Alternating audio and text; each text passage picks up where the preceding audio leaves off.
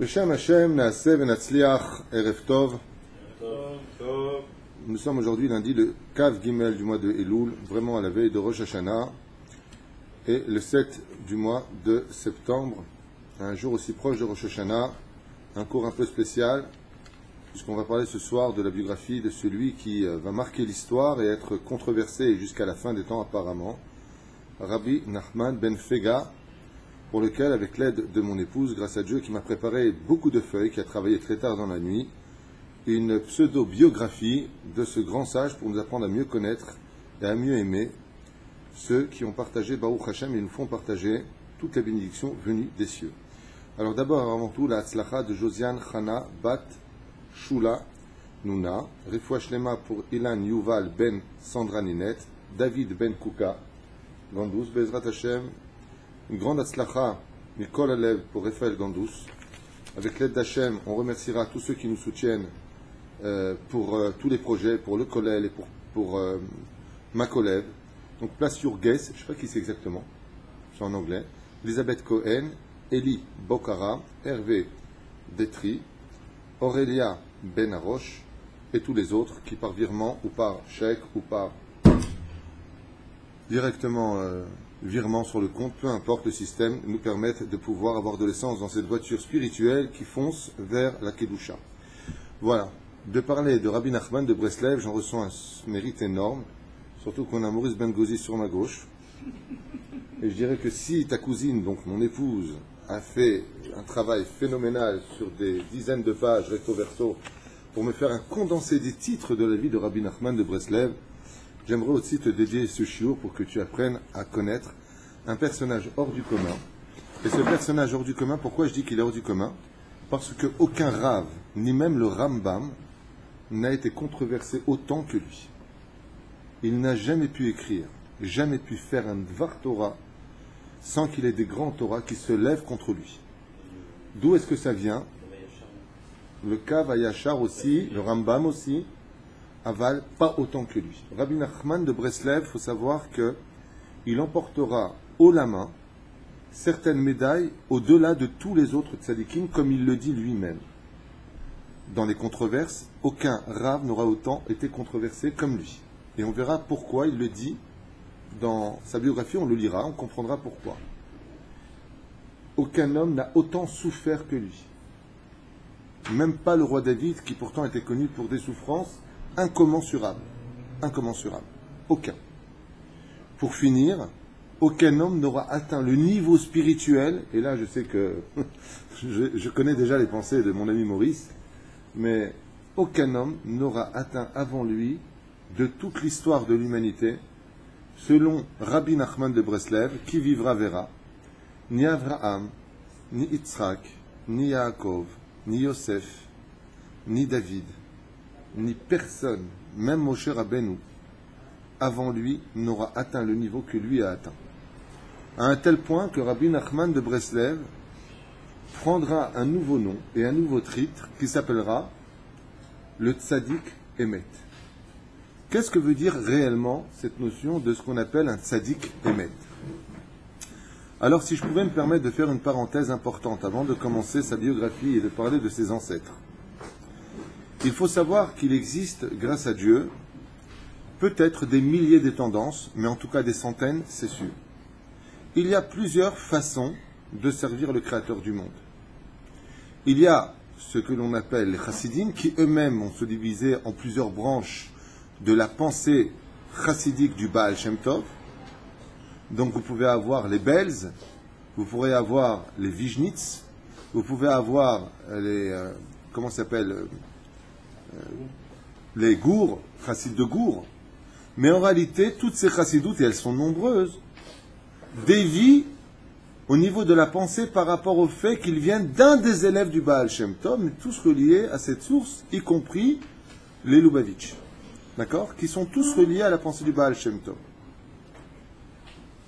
Il y a ceux qui viennent d'autres pensées, comme le monde des Sfarad, la pensée du Ben Ishraï, et puis la pensée de nos maîtres même contemporains, comme le Rav Ovadia Yosef Jatzal, le Rav Ben Sion Abba Shaul, le Rav Moutsafi, et bien d'autres dans le monde de la Kabbale. Qu'est-ce que ça veut dire le tzaddik Emet? Emet, c'est de Aleph jusqu'à Taf. Rabbi Nachman est le tzaddik qui comprend exceptionnellement toutes les Torot. Quand on dit qu'il est le tzaddik Emet, ça pourrait paraître péjoratif à nos oreilles. On dit quoi? Alors quoi? Il n'y a que toi qui as raison? Pas du tout. C'est pas du tout ça que ça veut dire. Ça veut dire que dans l'écriture produite par la main de Rabbi Nathan, élève et scribe de Rabbi Nachman de Breslev, eh bien, dans les écrits, la Torah du Likutei Moharan, vous avez à l'intérieur les Torot de tout le monde. Et si vous ne croyez pas, observez bien, s'il vous plaît, ce qu'ont écrit les plus grands sages de toutes les tendances confondues, qui ont toutes désigné, sans exception, je parle des plus grands de cette génération, comme le livre Likutei Moharan, livre numéro 1 du Moussar et de la profondeur en Torah. Comme ça le disent tous sans exception. Le Rav, par exemple, Ben Sion Abba Shaul a dit « Vous ne trouverez jamais ma table sans le Likutei Moharan dessus. » Par exemple. Et pourtant, ça n'a rien à voir, il n'est pas à Breslev, il n'est pas pour autant attaché à cela. Le Rav Ovadia Yosef lui-même rapporte dans plusieurs endroits le Likutei Moharan comme référence. Keilou, c'est un livre qui vient accompagner toutes les idéologies, et peu importe la tendance dans laquelle tu te trouves. Ce fameux personnage va réapparaître aussi dans certaines gématriotes et réchitivot. Comme dans le verset qui ne me vient pas à l'esprit, je n'ai pas eu le temps de chercher parce que j'ai dû brancher la caméra en n'étant pas là. Et il y a un verset dans la Torah à propos du nom de la Torah dont les initiales commencent par la lettre Nun, Chet, Mem, Nun. C'est Nachman. Par exemple, dans Pirkei Avot, c'est marqué Im en kemach en Torah.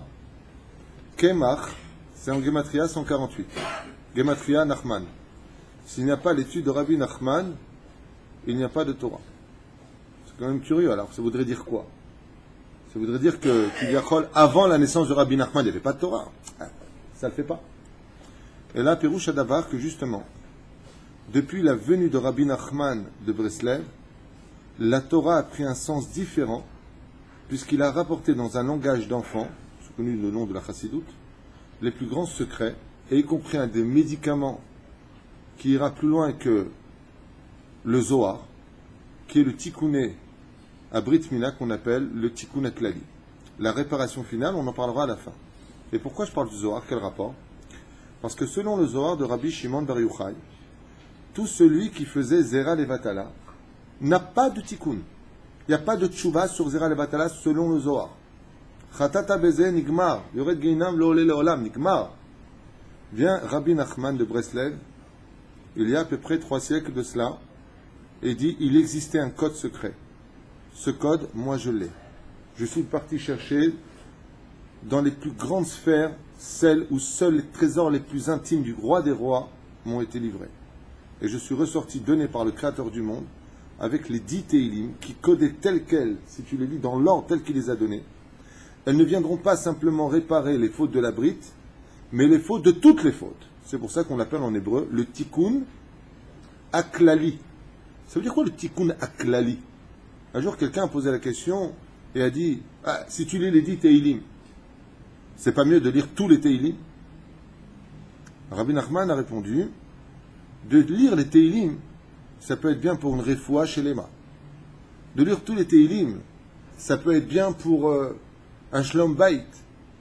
Mais il existe 10 Teilim qui sont, eux, le remède de tous les problèmes, qui s'appellera le Tikkun Aklali. Il demandera, dans le Chaim Moharan, que tous les Juifs, sans exception, soient présents et que personne ne manque à l'appel le jour de Rosh Hashanah, là où il est à Ouman. Cette proposition, cette demande de Rabbeinu va provoquer un énorme bouleversement dans toutes les tendances qui vont s'y opposer pour des raisons que l'on connaît. Chez le Rav Ovadia Yosef, par exemple, Zatzal, que son mérite nous protège, il dit parce qu'on ne passe pas les fêtes si ce n'est qu'en famille, qui est d'ailleurs toute la Torah. Rabbi Nachman, il te dit, t'as raison, sauf celle-là. Celle-là, il faut qu'il vienne. Lama. Effectivement, si On disait à une femme, tu veux que ton mari soit avec toi, Rosh Hashanah? Ah, bien sûr, je veux qu'il soit avec moi les enfants, tu n'avais pas une fête sans nous. Et si on lui dit, d'accord, mais si je te le prends 2 jours et qu'il revient avec 50 millions d'euros, Amen, en français ou en hébreu, elle te dira par 4 jours. Voilà. Vous répondez vous-même, allez à Ouman, c'est un loto. Si les gens étaient réellement conscients, Rabbi Nachman dit, personne ne doit manquer, du plus petit des Juifs au plus grand des Juifs. Et pourquoi tout cela? Parce que Rosh Hashanah dépend de moi. On a amené ces écrits à Baba Saleh, Zecher Tzadik Vekadosh Ivracha, et ils lui ont dit, Vodara, vous avez vu ce qu'il a marqué, Rabbi Nachman de Breslev, là, à propos de Ouman, Rosh Hashanah? Rabbi Israël, Baba Saleh Alav Shalom a répondu, s'il a écrit, c'est que c'est vrai. Alors on lui a posé la question, on lui a dit, Ma Atkedekar, à ce point-là? Et Baba Saleh a révélé un secret qui concerne Baba Meir, son fils. Il a dit, sache que depuis la mort de mon fils, lui qui étudiait avec moi, même après sa mort, il vient étudier la nuit. Après Tikkun Chatzot, il descend des cieux et vient étudier avec moi la Torah. Et sache qu'à chaque fois, il est obligé de partir à une heure précise.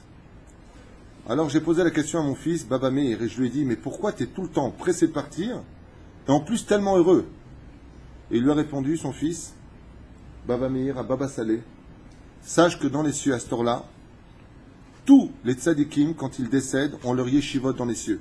Le Ben Ishraï a sa yeshiva, le Baal Shem Tov a sa yeshiva, le Rav Kook a sa yeshiva. Mais ils vont tous chez un maître, apprendre de lui la Torah. Et Baba Saleh lui a dit, c'est qui ce maître? Il lui a dit, Rabbeinu Nachman mi Breslev. Comme ça témoigne Baba Saleh. Tous les tzadikim quittent leur yeshivot pour aller apprendre dans la yeshiva de Rabbi Nachman de Breslev une Torah différente. Alors je commence maintenant que j'ai fait cette préface. J'espère que je serai au niveau, que j'aurai la bouche assez propre pour vous faire un synopsis, bien entendu, d'une biographie très longue, même s'il a vécu très peu de temps. Rabbi Nachman de Breslev. D'abord et avant tout, parlons de son grand-père, Rabbi Nachman de Breslev. Niré. Comment il s'appelait? Il s'appelait tout simplement Rabbi Nachman. Le grand-père de Rabbi Nachman de Breslev, Rabbeinu, s'appelait lui-même Rabbeinu Nachman Orodanka. Pourquoi on appelait Orodanka? Parce qu'à l'époque, il n'y avait pas encore de nom de famille, donc on appelait les gens du lieu où ils habitaient. C'est vrai. Donc il s'appelait Rabbi Nachman de Orodanka. C'était son nom. Il était un homme extrêmement pieux, kabbaliste, connaissant absolument toute la Torah, et un des élèves les plus fidèles du Baal Shem Tov. Il va avoir un événement qui va se concrétiser et créer un lien tout particulier entre celui qu'on appellera le Besht, Rabbi Israël ben Eliezer, connu sous le nom du Baal Shem Tov, et lui à propos d'un conflit qui va éclater, où une fois de plus, les élèves, vous savez que dans le judaïsme, il y a une chose qu'on déteste, c'est les nouveautés. D'ailleurs, on le dit dans la prière tous les matins. Ose Hadashot, Baal Milhamot. Dès qu'on fait des nouveautés dans la Torah, qui sont profondes, mais pas comprises du tzibour, des gens, on fait automatiquement des guerres. Je ne comprends pas ça, on ne l'a jamais appris. Mapitom. Alors je vous raconte un peu ce qui s'est passé. Un des grands élèves fidèles du Baal Shem Tov. Un jour, Rabbi Nachman Orodanka écoutait un cours de leur maître, le Baal Shem Tov, qui expliquait l'importance et les secrets les plus profonds pour un juif de se tremper au mikvé tous les jours. Qu'est-ce que veut dire se tremper au mikvé? Qu'est-ce que ça renouvelle? Des choses qu'on a un petit peu étudiées, mais certainement pas au niveau du Baal Shem Tov. Seulement, voilà. Le problème, c'est qu'en révélant des secrets extrêmement profonds, les Talmidei Chachamim qui entouraient le Baal Shem Tov se sont révoltés contre lui, en lui disant, c'est impossible, mais n'importe quoi, c'est inacceptable. Et le Baal Shem Tov, dans sa grande humilité, ne faisait pas attention à l'assemblée. Et il continuait à expliquer des secrets. Comment se fait-il que des grands en Torah puissent se lever devant le Baal Shem Tov? Et ils ont répondu tout simplement, parce que toutes vos explications ne sont pas conformes à celles du Hari HaKadosh. Vous contredisez les dires du Hari HaKadosh sur le mikvé, dans les kavanot, non. On commence à crier. Est-ce qu'il y a plus grand que le Hari HaKadosh? Au même moment, Rabbi Nachman Orodanka, soit le grand-père de Rabbi Nachman de Breslev, s'est endormi sur sa chaise. Au moment où il s'est endormi, il a fait un rêve, ou plus exactement, son âme est sortie de son corps, Et il est monté dans les sphères, très très haut. Et en arrivant dans les sphères très haut, il a vu des billions d'anges, de gens qui couraient dans tous les sens. Et à un moment, il les a arrêtés et il leur a dit, mais où vous courez comme ça? Ils ont répondu, ces gens, qui en réalité étaient des anges, nous courons écouter le chiour du maître, le Baal Shem Tov. Alors lui, qu'est-ce qu'il a fait? Il est parti avec eux écouter le chiour du maître. À sa grande surprise, quand il arriva dans la salle, il se vit, lui, son corps en bas, et il participait au chiour. Seulement voilà ce qui s'est passé. Parmi les élèves qui étaient assis là-bas, s'est levé un homme, ou plutôt il est marqué là-bas un jeune homme, plus exactement, et qui a commencé à poser des questions perspicaces au Baal Shem Tov en lui disant « Mais si vous dites que c'est comme ça, alors comme ça et comme ça », ils sont pris la tête. Et à la fin, le tzaddik qui s'est levé contre le Baal Shem Tov a reconnu que le Baal Shem Tov avait raison. Le Baal Shem Tov a demandé le nom à ce grand tzaddik rempli de lumière qui était devant lui, et il a répondu « Je suis le Hari Akadosh, et je reconnais que tes explications sont plus exactes que les miennes. » Rabbi Nachman Ordanka redescend dans son corps, et la dispute éclate fortement dans le Beth Midrash. Tout le monde s'en prend au Baal Shem Tov. Les générations plus petites ne peuvent pas contredire les générations qui l'ont précédé, c'est impossible. Le Baal Shem Tov leva la tête avec un grand sourire et regarda son fidèle élève, Rabbi Nachman Ordanka, il lui a dit « Je t'ai pris à témoin dans les cieux. Peux-tu raconter ce que tu viens de voir ?»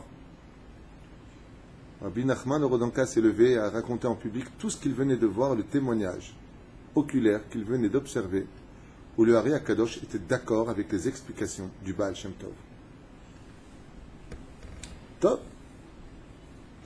Alors que le Bech s'enflamma un peu dans sa sainteté, il venait donc de leur faire part de tout ce qu'il venait d'entendre dans les cieux et sur les secrets du l'univers. Et ainsi donc le Baal Shem Tov fut applaudi, respecté, reconnu grâce à cet événement. L'ambiance était quand même assez tendue, comme ça nous dit en tout cas le texte. On avance, parce que j'ai quand même beaucoup avancé ici. Où est-ce qu'on arrive? Le Bech dit que... Voilà.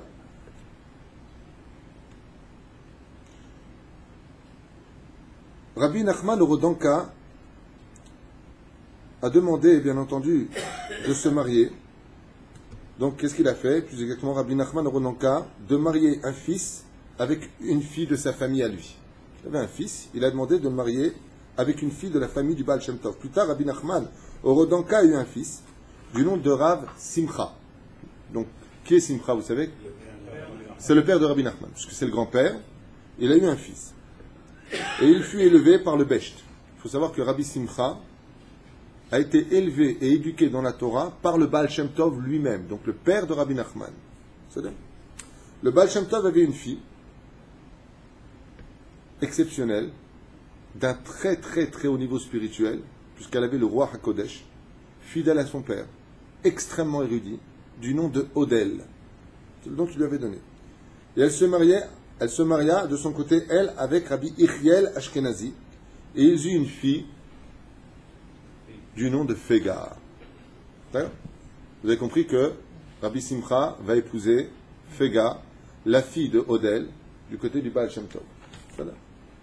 On avance. Rabbi Nachman est en fait l'arrière-petit-fils du Baal Shem Tov. Tout à fait. Donc Fega se marie avec Rabbi Simcha.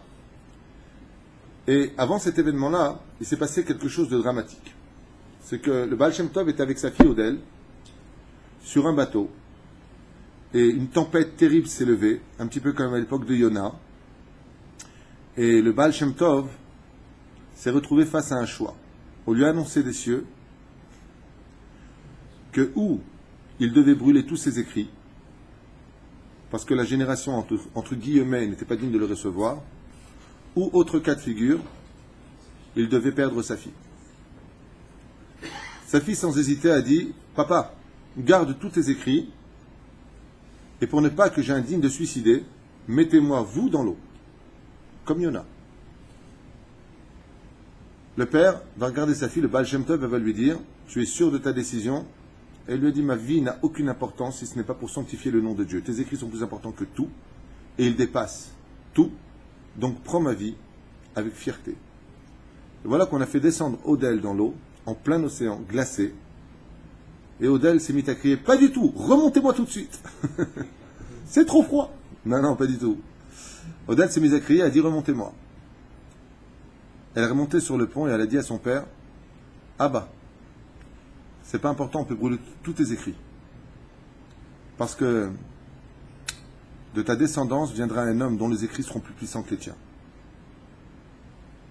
Rabbi Israël, Ben Eliezer, le Baal Shem Tov, comprit que viendrait un homme encore plus grand que lui en Torah, et qu'il écrira des choses qui comprendront très vite sa Torah plus celle des autres. En fin de compte, une partie des écrits du Baal Shem Tov disparurent, et une partie resta sur terre, ce qu'on a comme les commentaires en Torah et autres. Et donc Odell survécut à cette terrible épreuve, mais elle a vu Beroa HaKodesh, cet événement. Alors je vous fais part de la suite, c'est très intéressant, j'espère, c'est pas facile parce qu'il faut lire et expliquer, donc comprenez-moi, je connais pas par cœur. Si mon épouse avait fait le cours, elle n'a pas besoin de ses feuilles, elle aurait tout dit. Tov, le fils de Rabbi Nachman Orodanka, et donc ils sont eu un fils du nom de Rabbi Nachman ben de Breslev. On verra pourquoi par la suite.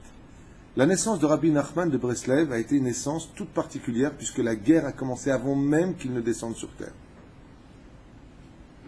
Qu'est-ce qui s'est passé? Un jour que Rabbi Simcha était en voyage, il s'était attardé durant 2 semaines sans donner de nouvelles bichlal. À l'époque, il partait, il n'y avait pas de portable. Sa femme Fega s'inquiéta et elle ne le vit pas par prophétie. Alors j'adore ce genre de truc parce que à l'époque, il n'y a pas besoin de portable. Quand elle se pose la question « Où est mon mari ?», elle levait les yeux vers le ciel et savait exactement où il était. Et là, à ce coup-là, elle a cherché à droite dans sa tête, à gauche, elle a regardé le ciel. Beroa HaKodesh, elle n'arrivait pas à le trouver. C'est assez... je ne sais pas si vous comprenez de quoi on parle. C'est une époque où les femmes avaient le roi HaKodesh. Nous, on a le roi HaKotej, c'est pas la même chose. En l'attendant un vendredi, avant Shabbat, elle s'endormit et fit un rêve. Qu'est-ce qu'elle a vu dans son rêve? Elle vit sa mère Odell et les 4 matriarches, Sarah, Rivka, Rachel et Léa, qui lui annonçaient de ne pas s'inquiéter car son mari rentrerait avant l'entrée de Shabbat. Donc elle était très contente. Puis elle l'emmena dans un palais qu'on appelle le palais des âmes, les palais des lumières. Et là, elle aperçut une âme étincelante.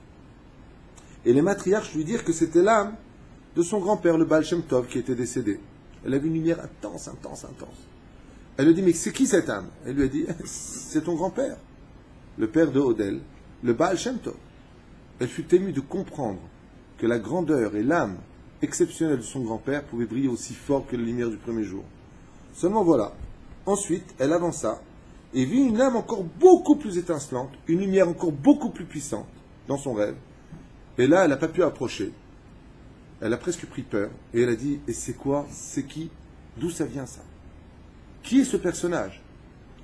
Et on lui a répondu, les quatre Sarah, Rivka, Léa, les matriarches, ainsi lui répondent, cette âme, nous désirons tellement qu'elle descende sur terre, mais il y a un gros problème avec elle. C'est un tzaddik qui dépasse l'entendement humain. Qui dépasse l'entendement humain. C'est un tzaddik qui est prisonnier dans une espèce de monde et on n'arrive pas à la faire libérer. Qu'est-ce qui s'est passé? À ce moment-là, Fega, qu'est-ce qu'elle a fait? Elle se réveilla et apercevant son mari. Alors, je vais rajouter des choses qui ne sont pas marquées ici. Je pensais que ma femme les avait marquées, mais elle ne les a pas marquées. C'est qu'en réalité, c'est Atal Ishmaïa. Cette âme-là a été source de conflits énormes parce que le Satan a tout fait pour empêcher la naissance de Rabbi Nachman de Breslev. Cette âme dont on parle, qui était si brillante dans les cieux, c'était l'âme de Rabbi Nachman. Et pourquoi est-ce que le Satan s'est-il tellement opposé à la naissance? Parce que le Satan a répondu, si tu fais descendre cette âme sur terre, moi je vais au chômage. Il peut à lui tout seul apporter la Géoula. Ce conflit a été si violent qu'un homme sorti d'une autre lumière est intervenu et a supplié le Créateur du monde de le faire descendre. Et cet homme s'appelle comment? Rabbi Shimon Bar Yochai, qui a supplié le Créateur du monde en disant, je t'en supplie, fais absolument descendre cette âme du monde d'en haut vers le monde d'en bas. Fais-le descendre. Et d'un coup, et très bizarrement, le Satan s'est retiré et a accepté. Alors Rabbi Shimon Bar Yochai, il a dit au Satan, comment se fait-il que tu ne te portes pas comme un barrage sur son chemin? Et il lui a dit, parce que j'ai trouvé, il y a pire que moi. Ce que je vais faire sur terre sera pire que tout. Tu peux l'envoyer, j'ai plus de problème. Je rentrerai dans l'esprit des plus grands sages, les brouillerai sur le chemin de Rabbi Nachman, et je ferai de lui le sage le plus controversé afin que sa Torah ne pénètre pas tous les juifs, et ainsi donc retardera la Géoula.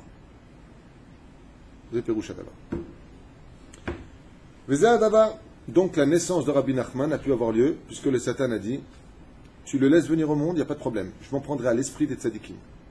Et tous se lèveront contre lui. Tov, on reprend. À ce moment-là, Féga se réveilla et apercevant son mari qui était rentré, le soir même, elle alla au mikvé et dans la nuit, elle conçut, Baruch Hashem, d'un merveilleux garçon, comme vous l'avez compris. Le Shabbat 4 avril 1772, le premier du mois de Nissan, Rosh Hashanah des rois, vous le savez, Paracha de Tazria, Ene Baruch Hashem, à Medjenbouj, bon c'est pas Tunis, hein, Medjenbouj, un truc comme ça, un truc qui bouge, dans la maison du Baal Shem Tov. Et pourquoi dans la maison du Baal Shem Tov? Parce que Féga a hérité de la maison du Baal Shem Tov, comme ça vous le savez, un garçon merveilleux qu'elle va appeler Nachman. Et pourquoi on l'appelle Nachman, Davka? Du nom de son grand-père qui était Rabbi Nachman, on avait expliqué tout à l'heure. Orodanka, exactement. Les difficultés de l'âme pour descendre. Ah non, ma femme l'avait marqué. Excusez-moi, je reviens. L'âme de Rabbi Nachman vient sur terre avec quelques grandes difficultés dans les cieux, puisque les forces du mal mirent tout en œuvre pour empêcher cette âme de descendre. Et le Baal Shem Tov et des tzadikim, Ken, et particulièrement Rabbi Shimon Bar Yochai, se sont tous beaucoup investis pour que descende cette âme qui pouvait sauver le monde. Mais le Satan ne voulait pas, comme je vous l'ai dit tout à l'heure, donc je lis parce qu'elle a marqué et je lui fais honneur. S'il descend, je ne pourrai plus diriger ce monde, a répondu le Satan au créateur du monde, jusqu'à ce que le Satan lui-même trouva enfin une solution, et il accepta volontiers que Rabbi Nachman descende dans ce monde, puisqu'il luttera à travers Rabbi Nachman par les controverses des grands sages en Torah, qui conseilleront de ne pas aller sur sa tombe, de ne pas l'écouter, de ne pas tenir compte de son étude, et de prendre à la rigolade le tikkun aklali. Waouh! Sa Brit Mila eut lieu le jour du Shabbat Kodesh et tous les grands tzadikim, bien entendu, étaient présents pour ce grand événement.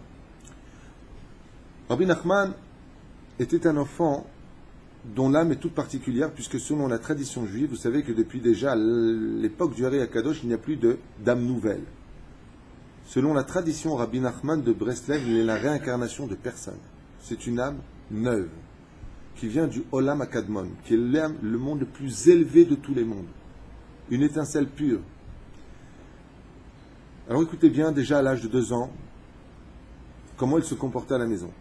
Regardez le respect des parents de Rabbi Nachman de Breslev. Vous allez être choqués. Où est cet enfant?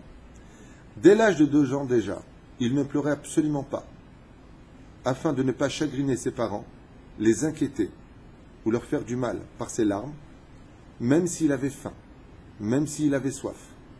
Il ne disait absolument rien. Il attendait simplement que sa mère se réveille ou que son père passe pour les regarder donc d'un regard et leur faire comprendre ses intentions, sans dire un mot. S'il était à changer, s'il avait un problème, mal aux dents, il ne pleurait pas, de peur de déranger ses parents et que ses parents s'inquiètent, ou de le réveiller pendant la nuit. Il prenait tout sur lui depuis l'âge de 2 ans déjà. Donc ils apercevaient son visage qui changeait d'expression. L'enfant tendait toujours l'oreille dès qu'il y avait des Dvar Torah, dès qu'il voyait des sages, il courait vers eux pour comprendre ce que disaient tous les tzadikim. Un jour, alors qu'il rentrait de l'école en pleurant, son père lui demanda ce qu'il s'était passé. Rabbi Nachman, un jour, est venu comme ça, il était très jeune, donc après 2 ans, 3 ans, il revient comme ça de l'école, il était en larmes. Alors son père, qui s'appelait Rabbi Simcha, lui a demandé, mais comment c'est que tu pleures? Jamais tu pleures. Pourquoi tu pleures? Il dit, parce que mon moré m'a frappé. Maintenant, tout le monde savait que c'était le petit descendant du Baal Shem Tov. Frapper un tel enfant, c'est de grandes responsabilités. Ils ont dit, viens avec moi. Ils sont partis voir le Rav et il lui a dit, excusez-moi de vous déranger, je peux vous poser une question? Il dit, oui. Il dit, pourquoi vous avez frappé mon fils? Juste que je comprenne. Si vous l'avez fait, c'est que vous avez certainement vos raisons, mais juste pour comprendre. Pourquoi l'avez-vous giflé? À ce moment-là, le Rav, il a répondu, parce que toute la classe prie, et lui, il prie pas. Il est assis, il regarde par la fenêtre. Alors, Rabbi Simcha, il a regardé le petit Nachman, il lui a dit, mais pourquoi tu pries pas? Et Rabbi Nachman, il a dit, mais papa, j'ai déjà prié à l'aube. J'aime tellement la prière que j'endors pas de la nuit. Et bien avant que vous vous réveillez, que vous m'emmeniez à l'école, moi j'ai déjà fait Shacharit, j'ai fait les Kavanot. Donc quand je viens ici, on a le droit de faire de Hamida, papa? Il lui a dit, ah non, non, non, pas du tout. Je dis, ouais, c'est tout. Il dit, pourquoi tu lui as pas dit? Il ne faut pas dire les mitzvot que l'on fait. Donc moi, je ne peux pas prier, je fais Maïd Bodédout pendant que les autres y prient. Le petit Rabbi Nachman de Breslav. Il a été giflé parce qu'il ne faisait pas la prière. Il dit, mais j'ai déjà prié. Tu veux chez moi? Il lui a répondu, mon maître m'a frappé, c'est ce que je vous ai dit. Top. Il a toujours voulu servir à Kadosh Baruch Hu avec beaucoup d'amour et beaucoup de joie et de sincérité, dans la plus grande discrétion et une totale humilité. Rabbi Nachman, depuis petit, ne pleurait que pour une seule unique chose. Il n'a jamais pleuré parce qu'il avait faim, soif, froid, chaud, jamais. Il ne pleurait que pour une seule chose. Il demandait à Kadosh Baruch Hu qu'il l'accepte dans son service divin. C'est tout. Ça a été sa seule et unique inquiétude. Il demandait Ribono Shel Olam, je ne te demande qu'une seule chose sur terre. Accepte-moi comme Eved Hashem. C'est tout. Donne-moi tous les prix à payer pour cela, je les assume. Donne-moi les plus grandes souffrances, et il les aura puisqu'il perdra ses enfants. Il perdra sa femme et se remariera avec une autre femme, pour qui d'ailleurs, pour le contrat de mariage, il lui demandera une condition spéciale et rarement vue, celle de ne jamais avoir de relation avec elle pour appartenir uniquement au Créateur du monde, comme Moshe Rabbeinu jour comme nuit. À ce degré-là. À l'âge de 6 ans, parce qu'un homme ne peut comprendre la Torah s'il n'a pas la bina de sa femme, et que la Torah nous demande à un homme de ne jamais vivre seul. Alors il se maria. Sa femme accepta volontiers d'être la femme de Rabbi Nachman pour la deuxième épouse, mais sans pour autant avoir de relation. Bon, c'est son niveau à lui, et nous on n'est pas de ce niveau-là. Et à 6 ans, il allait dans le froid, dans la forêt, parler avec Hachem, faisait Saïd Bodédout, et il suppliait de le rapprocher constamment de lui et d'être son fidèle serviteur sans tenir compte bichlal de tous les dangers que pouvait comporter de se trouver d'ores et déjà à son âge et de servir le Créateur du monde. Après cela, il allait de façon générale toujours au mikvé. On n'est pas à Tunis ni au Maroc. Le mikvé était constamment gelé. Rabbi Nachman, de toutes ses forces, avec ses poings, avec du bois, avec tout ce qu'il pouvait, creusait un tout petit trou pour se faufiler à l'intérieur de la glace et s'y plonger le nombre de fois possible, une fois pour éliminer la colère, une fois pour se purifier, une fois pour ses pensées, une fois pour ses paroles, une fois pour ses actions, avec toutes les cavanotes déjà conçues.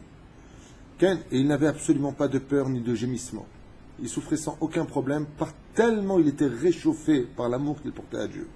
Il voulait ressentir la sainteté du Shabbat, et pour cela il se mit à jeûner et à pleurer le Créateur du monde. Alors il s'est passé quelque chose de bizarre, c'est que Rabbi Nachman, quand rentrait Shabbat, il disait à Dieu, je sais qu'on reçoit une Neshama Yetera qui s'appelle Chaya, le jour du Shabbat. Je veux la ressentir rentrer en moi, et je veux la ressentir quand elle me quitte. Et comme ça, s'est passé un jour et jouir de l'âme du Shabbat Kodesh qu'elle allait recevoir. Et pour ça, comme pour toutes les autres demandes qu'il transmettait à Dieu, il se mettait à pleurer à chaudes larmes pendant des heures, et gémir durant des heures le Créateur du monde en le suppliant de lui accorder cette faveur. Et il s'efforçait d'inscrire mentalement le nom divin devant lui tout le temps. Yud, Ke, Vav, Ke. Il ne faisait pas un pas. Pas une réflexion ne venait à lui sans qu'il imagine le tétragramme se prononcer devant lui constamment pour accomplir le verset de Shiviti Hashem le Negdi Tamid. Je t'ai placé devant moi pour toujours. Il voulait apprendre toujours encore plus. Donc pourquoi je veux raconter ça? Parce qu'un jour, les bougies de Shabbat ont éclairé plus fort que d'habitude. Et Rabbi Nachman a cru qu'à ce moment-là, il allait ressentir enfin la gdoucha du Shabbat et la grandeur du Shabbat. Et quand il a vu que c'était que la bougie, il est rentré dans une énorme tristesse. À un point, il a dit, alors Dieu, ça ne sert à rien, tout ce compris. Ça ne sert à rien de te demander autant de choses si on n'a pas les résultats. Et il est tombé. Mais le lendemain, il s'est tout de suite relevé, en priant encore plus. Il a dit, qu'est-ce que je suis bête. Alors quoi, on croit qu'on demande à Dieu et on a ce qu'on veut. Mais qui on est, nous, le Créateur du monde? Meler, Malché, Amlachim, Akadosh, on est des petits humains de rien du tout. Alors quoi, on demande et on a. Chazvé Shalom, il a fait tchouva sur sa pensée. Et s'est renforcé encore plus. Et il a dit, si je dois prier encore plus, je prierai encore plus. Jusqu'au jour où Béhémet, il a enfin ressorti la Gdoucha, la grandeur du Shabbat. À un tel degré, à un tel point, que quand un juif transgressait Shabbat, C'était comme une épée qui traversait le cœur de Rabbi Nachman de Breslev, tant lui comprenait la grandeur de Shabbat, et les autres à côté prenaient Shabbat comme étant un jour un tout petit peu plus saint que des jours de semaine. Ayakoev l'eau, comme des épées, comme des lances qui pénétraient son cœur. Si tu savais, il disait mon frère, si tu savais ce que tu viens de faire, si tu connaissais la vraie grandeur de Shabbat, tu ne respirerais toute la semaine que pour pénétrer et avoir l'âme du Shabbat Kodesh. Tellement il ressentait les mitzvot de la Torah. Quand il posait cette filine sur son bras, il ressentait une telle kedusha que ça ressemblerait à peine à un homme qui prendrait 50 millions d'euros tous les jours dans ses mains. Combien il serait heureux? Waouh, waouh, tout pour moi. Chaque fois qu'il serrait la lanière, il ressentait un srout exceptionnel et il avait honte d'exister.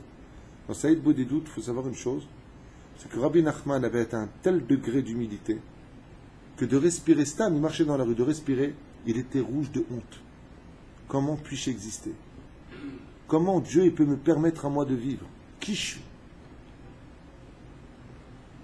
Il voulait apprendre toujours plus. Et un jour, il fit un pacte avec son maître. Alors qu'il était encore tout jeune, il avait 3 ans et demi, 4 ans, il a fait un pacte. Il lui rajouta. Pourquoi? Son père, il lui a dit, mon fils est voué devenir un grand Torah. À part les heures de Talmud Torah que tu lui donnes, voici encore 1 sou, 1 rouble pour lui apprendre la Torah. Rabbi Nachman, quand il finissait non seulement ses heures d'études au Talmud Torah, on lui rajoutait encore 1 heure d'études pour le rouble que son père payait.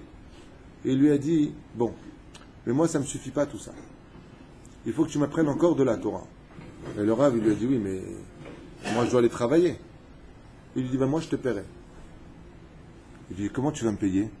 Tu as un enfant de 3 ans. Il a dit, ma maman, fais gars.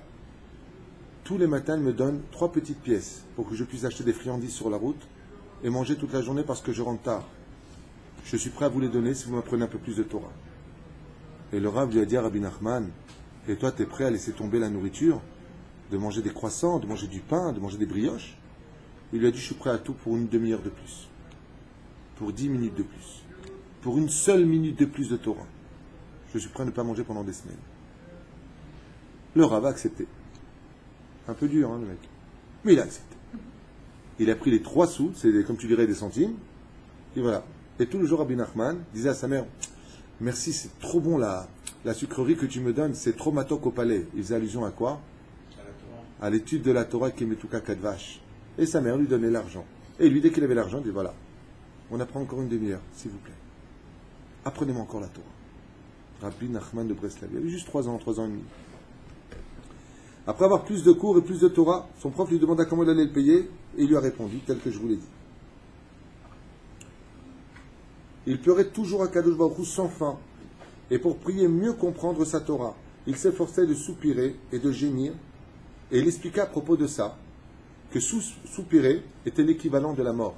Quand quelqu'un, comme on dit en tunisien, klakt.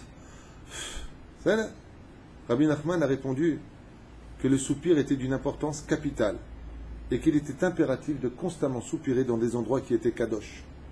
À un tel point que celui qui soupirait dans des endroits kadosh faisait la kapara de ses fautes et se remplissait d'un esprit divin qui lui permettra d'accomplir les mitzvot avec plus d'enthousiasme. Et à lui d'expliquer encore, il dit, vous savez pourquoi des tzadikim des fois tombent de leur niveau? Vous savez pourquoi des fois ils fautent sans comprendre d'où ça vient, de quelle avéra ça vient? Parce qu'ils ont soupiré dans un endroit impur, dans de mauvaises fréquentations, où ils se sont assis quelque part où il y avait des excréments à côté qu'ils n'ont pas vus. Et à ce moment-là, ils ont soupiré. Ils ont entré en eux de la touma. Cette touma doit ressortir par un acte, une pensée ou une action, ou une parole. Comme ça dit Rabbi Nachman. Et il soupirait constamment. Et il expliqua, si tu désires retourner à Hachem, tu dois agir comme si tu étais une nouvelle créature tous les jours de ta vie. Et cela, tu le renouvelles constamment dès que tu soupires. Puisque tu arrives à la mort et tu ressoupires après, c'est que tu es revenu à la vie. Ça vous intéresse? C'est peut-être un peu long, je ne sais pas. Ça va? Alors on avance. Il aura souvent des chutes, voire des milliers parfois. Mais Rabbi Nachman enseignera que de tomber de son niveau spirituel fait partie des plans divins.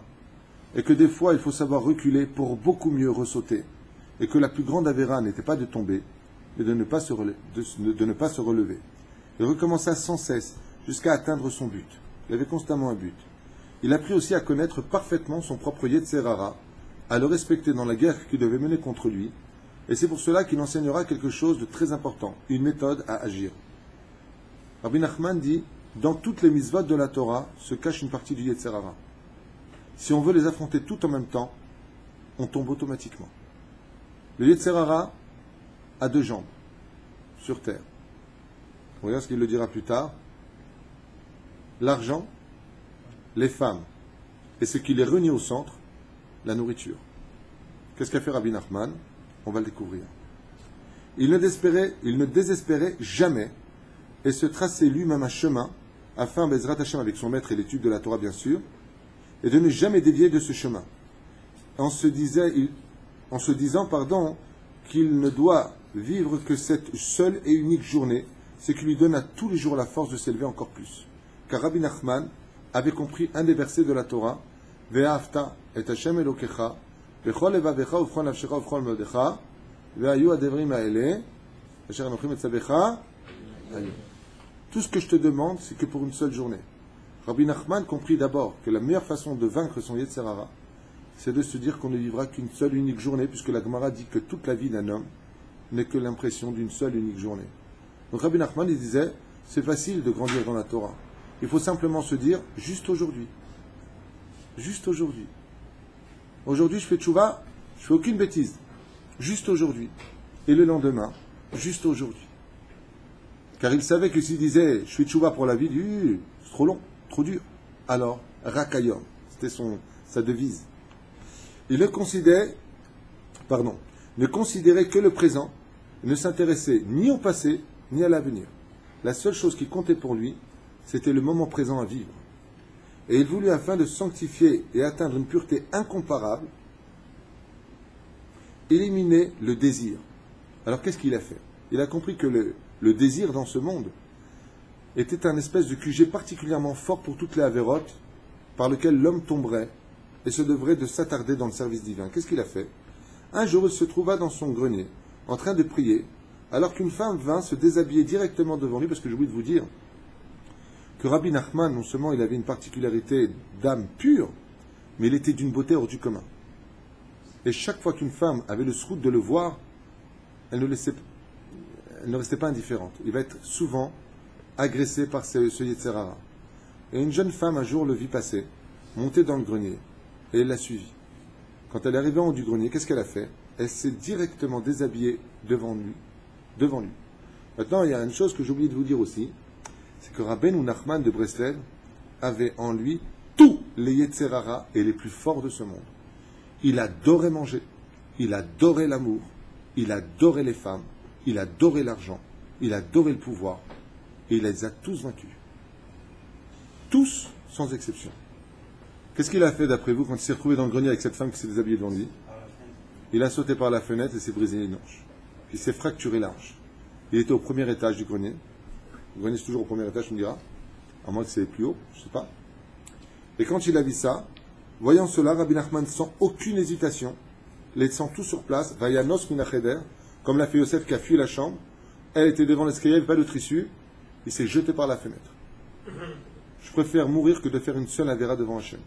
Si ma vie c'est de faire une avéra, je n'ai pas besoin.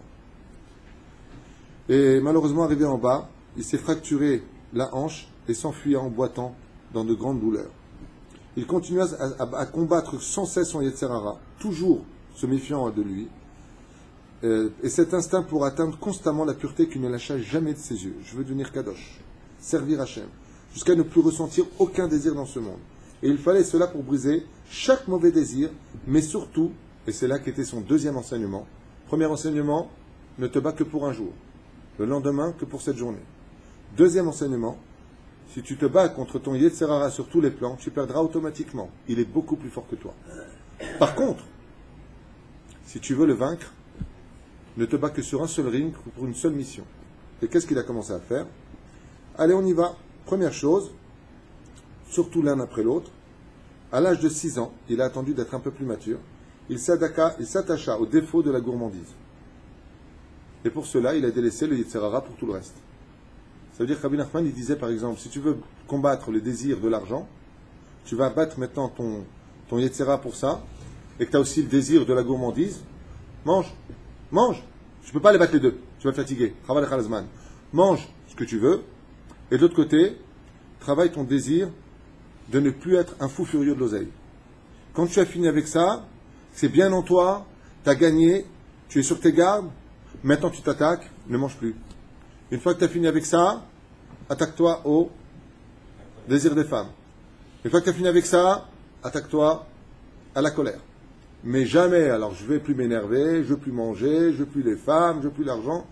Rabbi Nachman, il te dit, tu perds ton temps. C'est pas du tout comme ça qu'on vainc son Yetzerara et la Léa Cléa. Il décida d'absorber les aliments parce qu'il devait s'en nourrir, mais sans les mâcher. Qu'est-ce que faisait Rabbi Nachman de Breslev? Afin de ne pas sentir le goût, il mangeait directement en avalant, sans sentir le goût, puisque le goût se trouve à la lisière du palais, pour ne pas le ressentir. Seulement, il est tombé très vite malade. Pourquoi? Parce que s'il avait un gosier d'un homme, ça peut le faire, à l'âge de 6 ans, il s'est enflammé la gorge. Puis, il entama des jeûnes, les uns après les autres, jour après jour, pour briser tout simplement la passion du goût. Quand il a vu qu'il ne pouvait pas avaler parce que sa gorge gonflait, alors il dit, c'est très simple. Sans rien dire à personne, alors que personne ne le savait, Rabbi Nachman de Breslev s'est mis à jeûner. Maintenant, il n'a pas jeûné du matin au soir. Hein. Il jeûnait d'un Shabbat à l'autre Shabbat dès l'âge de 6 ans. En moyenne, 18 fois par an. 18 semaines par an, il jeûnait du vendredi, enfin de Motzei Shabbat au vendredi. Shabbat, il mangeait. Pourquoi quoi? Pour briser l'envie de manger, pour réduire son estomac, pour ne plus avoir envie de manger. Parce qu'il savait que la nourriture menait l'homme à la faute. Mais regardez la suite, ne vous en tenez pas là. À la fin, il va regretter tout ce qu'il a fait. Il va dire, si j'avais su qu'il y avait un autre chemin qui était beaucoup plus rapide, j'aurais pas perdu mon temps à esquinter mon corps. Donc attendez, soyez patients. On n'est qu'à la page numéro 8, on en a 10, 19 ou 20 ou 39 à la bousque écrit. Il fit beaucoup de jeûnes et pendant toutes des semaines constantes. Il devenait très pointilleux.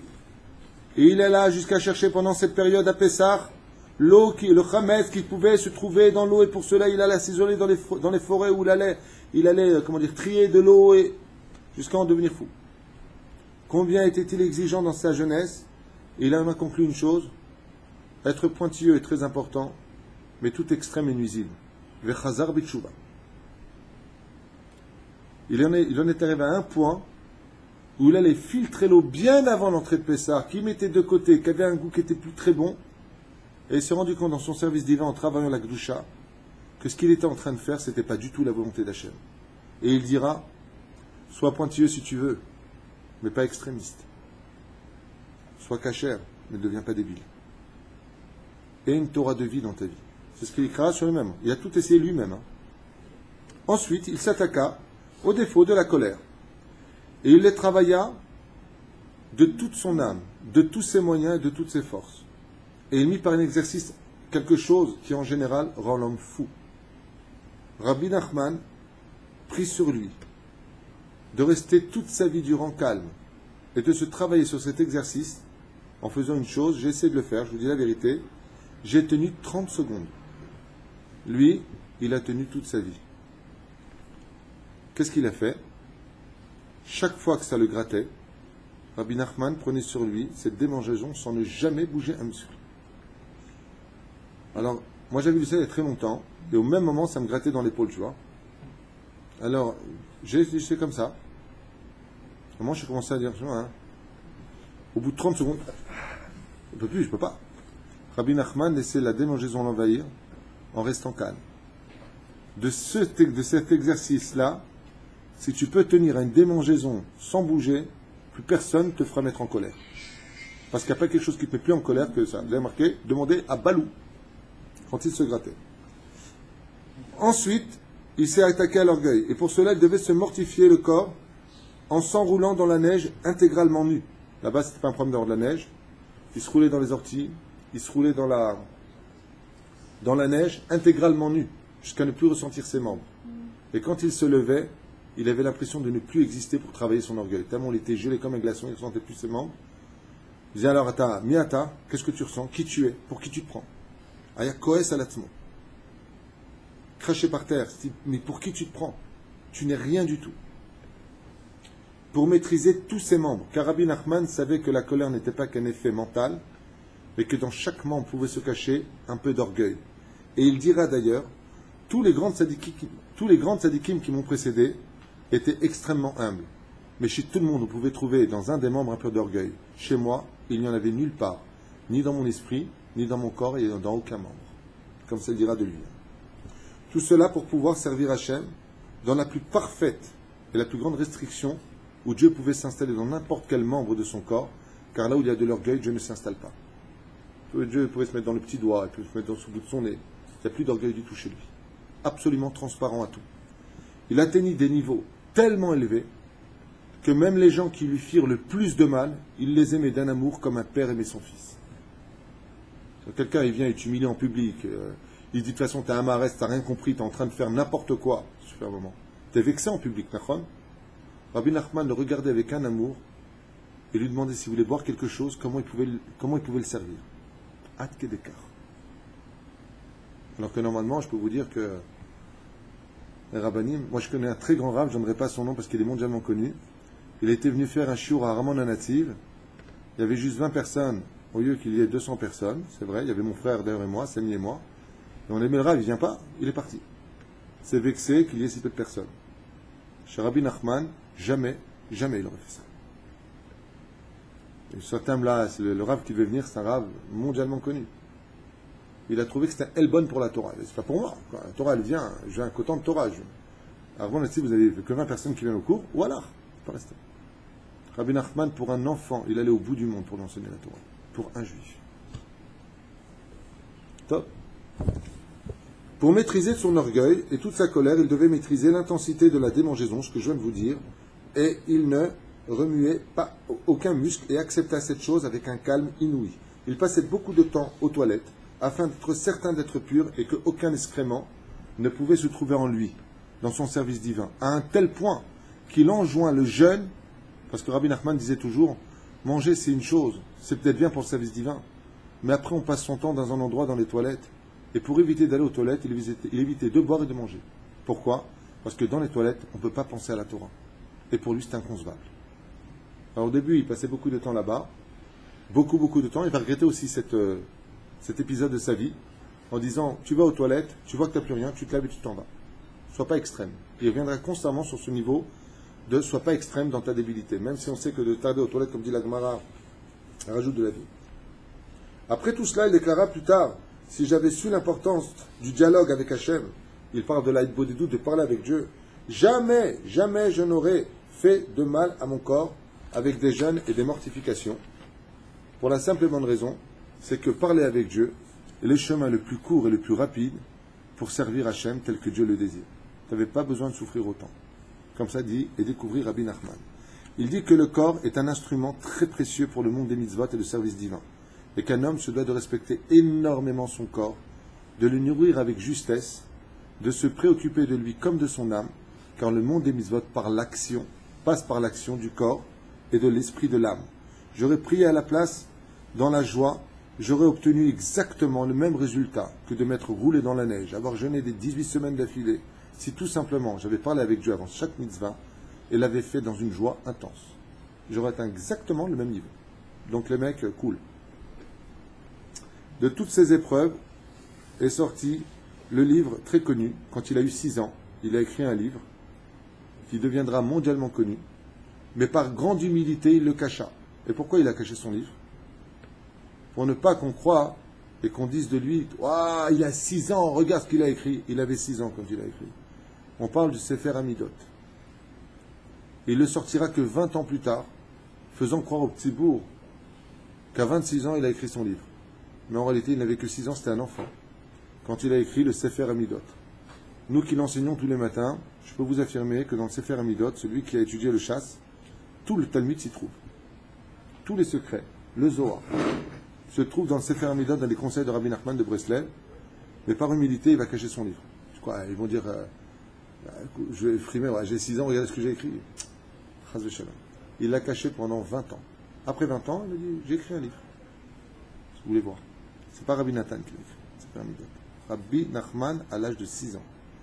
Livre très connu du Sefer Amidot, qu'il commença ce qu'on appelait le du Aleph, Il commençait à écrire à l'âge de 6 ans et le cachera pour le sortir que 20 ans plus tard, Véchoulé. Son mariage, on arrive à son mariage. Il se maria dans l'année même de sa bar mitzvah à l'âge de 13 ans et un jour. Il commémora sa bar mitzvah et dans cette même année, afin de servir Hachem avec plus de bina et le service divin, pour devenir père à l'âge de 15 ans, il se mariera. Après donc sa bar mitzvah. Il avait donc une épouse, il a épousé une femme du nom de Sacha, une jeune fille, qui avait 12 ans elle, du nom de Sachia, fille de Rabbi Ephraim. Alors Rabbi Ephraim, sachez une chose, c'était pas n'importe qui, c'était un des plus grands maîtres de cette époque en Torah, énorme en Torah, grand Mekoubal. Il avait le roi HaKodesh et il était heureux de marier sa fille avec Rabbi Nachman de Breslev parce qu'il était uniquement le descendant du Baal Shem Tov. Et il était certain que l'union de ces deux personnages donnerait naissance à de grandes sadikim. Donc il était fier. Seulement il va se passer que Rabbi Ephraim, le beau-père de Rabbi Nachman, va être hostile à Rabbi Nachman, va le détester, regretter de lui avoir donné sa fille. Il va regretter. Et pourquoi? Parce que Rabbi Nachman, dès qu'il va comprendre le pourquoi du mariage et la raison pour laquelle il est accepté dans la famille, va refuser de montrer sa tzidkout et se comporter comme un débile. Il n'étudiera jamais en public, sortira jouer avec des enfants de 6 ans au football. Quand son beau-père va passer, il fera semblant de regarder les murs. 1, 2, 3, soleil. Donc Rabbi Ephraim, il a une rama, il a dit, sur quoi je suis tombé Hashem Ishmor Verachem. Et pour fuir tout cela, Rabbi Nachman de Breslev demandera à sa femme de bien vouloir le suivre afin de s'éloigner et de ne jamais dévoiler sa Torah. Jamais. Tov, il ne voulait pas que l'on sache qu'il était grand en Torah, qu'il connaissait absolument tout, et que dès l'âge de 6 ans, il avait déjà atteint le niveau du Baal Shem Tov, bien au-delà encore. Comme ça, il déclara. À l'âge de 6 ans seulement, j'avais dépassé de très loin le niveau de mon grand-père, le Baal Shem Tov. Très très loin. Il faisait semblant d'être un homme quelconque. Il jouait avec des enfants, faisait semblant de ne jamais étudier la Torah, regardait le ciel comme un imbécile qui viachol. Seulement tout le monde attendait de lui quelque chose, parce qu'on savait que c'était pas n'importe qui comme enfant. De l'étude, des secrets de la Torah, comme le Besht. Allez, livre-nous des secrets. Et Baruch Hashem, il a une fille, elle est tombée enceinte, sa femme, elle lui a donné une fille qui va appeler comment? Comment s'appelle la fille de Rabbi Nachman? Odel, bonne réponse, tout simplement comme la fille du Baal Shem Tov, sa grand-mère. Et à l'âge de 15 ans, donc il les a vus Odel, et les gens avaient du mépris pour lui, ils le détestaient. Pourquoi ils le détestaient? Parce que Rabbi Nachman ne montrait rien de kadosh dans son comportement, et rien de sage dans ses actions. Car personne ne voyait un étudiant en Torah ni prier en public, ni il montrer ce qu'il faisait. Et surtout son beau-père, qui commençait à le mépriser fortement, et regrettait d'avoir marié sa fille à un homme comme lui, comme il disait. Comment j'ai pu te marier avec un homme comme lui? Avec un enfant comme lui, il disait. Qu'est-ce que j'ai fait de ma fille? Mais c'était un grand sadique. Un homme caché, qui ne voulait absolument pas ni qu'on l'honore, ni qu'on lui dise le Rav est arrivé, et encore moins que l'on se lève devant lui. Rabbi Nachman. Donc, en lui, des comportements bizarres, ses cours de Torah, et il répondait à des questions. Par contre, il avait une particularité, c'est que quand on lui posait des questions, et qu'on lui disait par exemple, tel enfant a été kidnappé par les Cosaques, il se retournait avec un air très simple, il disait, oh je pense que si vous allez dans telle forêt, telle maison, vous allez le trouver. Comme un enfant qui répondait comme ça, je crois, enfin je suis pas sûr. Les gens y allaient constamment, c'était constamment là où il avait dit qu'on le retrouvait. Et ainsi pour les fugues. Mon fils est parti, ne vous inquiétez pas, demain matin à 10h, il reviendra à la maison, vous pouvez dormir tranquille, il lui arrivera rien. Il répondait avec une simplicité, un tac au tac à toutes les personnes qui venaient le voir. On retrouvait les personnes grâce à lui. Et les gens commençaient vraiment à venir le voir de plus en plus, car il commençait à se révéler de plus en plus. Avec l'âge, il a commencé à se révéler. Et il faisait des miracles de toutes sortes. Vous savez comment son beau-père l'a dévoilé? Un jour, son beau-père, s'appelait comment, vous vous rappelez? Rabbi Ephraim. Lui a dit, bon, viens avec moi, on a une askara, on va voir des grandes sadikim. Bon, tu parles pas là-bas, pas de bêtises, hein, tu sautes pas sur les bancs, ok, tu te calmes, hein, ok. Hein. Bon, quand il est arrivé, Rabbi Nachman, il disait, oui, bien sûr, mais va cacher. Quand ils sont arrivés dans le Beth Knesset, Rabbi Ephraim, il a dit au jeune Rabbi Nachman, du moins, toi, viens ici. Je vous écoute. Voilà. Mets-toi devant la chaise là-bas, assieds-toi, essaie de réciter au moins des Mishnayot. Rends-nous service. Ça ne me dérange pas pendant le cours. Seulement Rabbi Nachman, ce jour-là, c'est pas assis. Il s'est devenu devant le Echal et il a commencé à citer des Mishnayot. Tout le monde regardait Rabbi Nachman jusqu'à ce que Rabbi Ephraim s'est tourné et il y avait un feu qui sortait du visage de Rabbi Nachman de Breslev. Quand il s'est approché de lui pour le secouer en disant « Mais qu'est-ce que tu es en train de faire là? Tu fais un tour de magie? Un problème ?» Rabbi Ephraim s'est levé violemment contre Rabbi Nachman de Breslev et Rabbi Nachman de Breslev, dans sa méditation, lui a mis la main comme ça au visage, sans le frapper, à distance, au moins à 30 cm de son visage. Quand il a fait ça, Rabbi Ephraim s'est complètement évanoui et tombé par terre.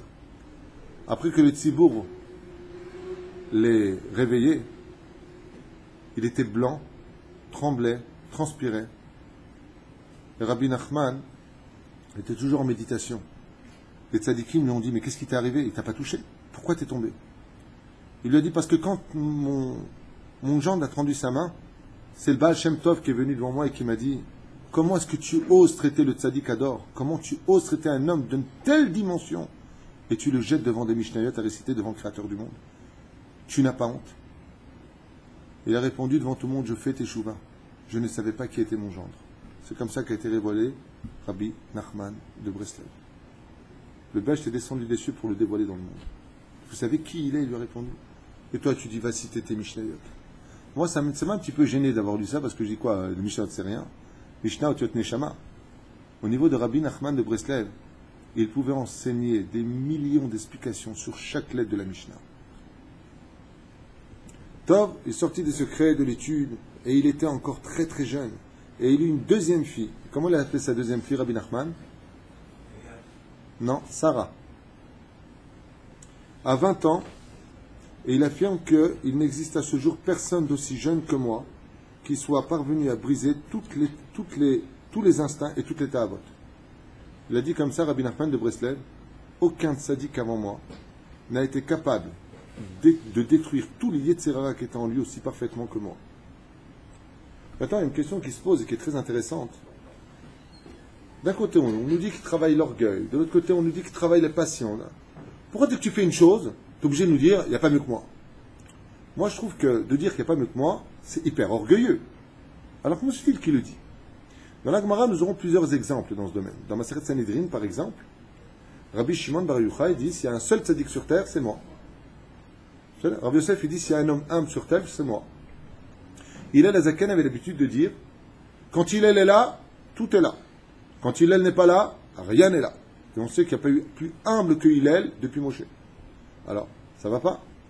Et là, Rabbi Nachman vient nous dire si je vous fais part des réussites de mon travail divin, c'est pour vous dire que rien ne tient devant la volonté et que je ne suis pas devenu un grand Torah parce que mon aïeul était le grand-père, mon grand-père le Baal Shem Tov ou Rabbi Simcha, mon propre père, qui était un très grand tzaddik. Pas du tout. Je suis devenu Rabbi Nachman de Breslev parce que je l'ai voulu, parce que j'ai pleuré, parce que j'ai prié, parce que j'ai jeûné, parce que je n'avais que ça en tête. Et si je vous dis qu'il n'y a pas mieux que moi, c'est pour vous dire que vous pouvez me dépasser, être mieux que moi encore. C'est dépendant que de vous. C'est un message et non pas de l'orgueil. Top. Il y a beaucoup de tzadikim, au banim, tous ont travaillé leur désir. Mais malgré tout, il y a toujours eu encore un tout petit peu de désir en eux. Tandis que moi, j'ai tout détruit jusqu'à les mettre à Éphèse. Et après, il eut une troisième fille. Et comment il appelait sa fille, décidément? 3 filles pour l'instant. Il en aura encore 2 après, 5 filles. Myriam fut le nom de sa troisième fille. Okay? Elle commençait à avoir des disciples de plus en plus, dont un qui s'appellera Rabbi Shimon. Et Rabbi Shimon, toute sa vie durant, va supplier Rabbi Nachman de lui accorder la place d'être son serviteur dans le monde futur. Et Rabbi Nachman refusera toute sa vie, jusqu'au jour où Féga, sa propre mère, morte déjà à l'époque, viendra des cieux demander à Rabbi Nachman d'accéder à sa demande.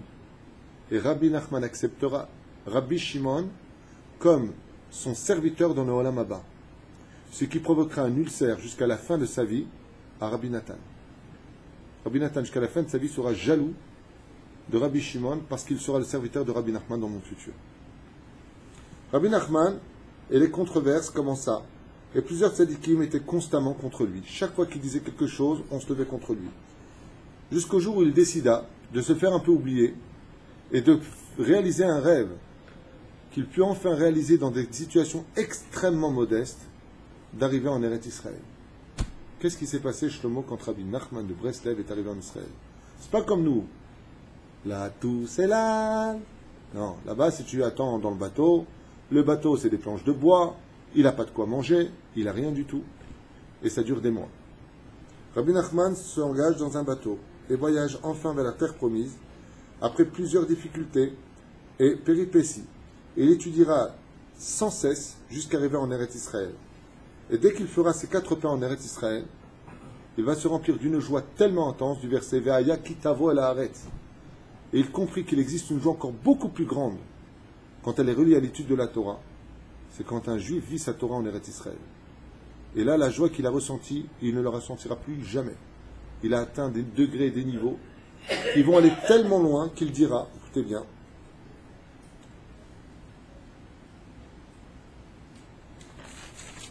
les gens sont venus l'accueillir pour souhaiter une bonne nouvelle, de rouler, et il dit que tout le corps, non, c'est là, c'est 11, 10, voilà.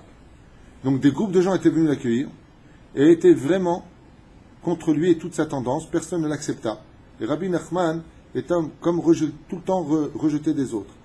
Une fois arrivé, ça c'est pardon, ce que je viens de vous dire, c'est sur le bateau, il y avait des tzadikim qui venaient aussi. Dans le bateau, chaque fois qu'ils faisaient quelque chose, pas du tout, tu comprends rien, pour qui tu te prends, constamment. Je vous avais dit, le Satan, il a dit, je me mettrai contre lui, pas par les Réchaïm, par les tzadikim.